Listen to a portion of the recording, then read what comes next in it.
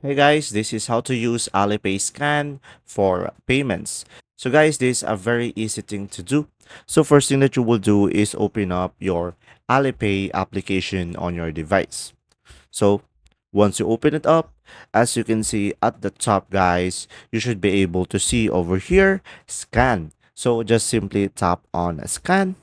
And from here, guys, just scan the QR code provided in order for you to add a payment. So, guys, I cannot show you right now, but if you do, when you scan the QR code, automatically it will redirect you to another tab and just simply provide the amount that you want to pay. And from there, just tap on pay. And after that, automatically, you'll be able to use your Alipay scan for payment. And there you go. Just simply scan the QR and you'll be able to do it successfully. If this video was helpful, please like and subscribe and thanks for watching. See ya.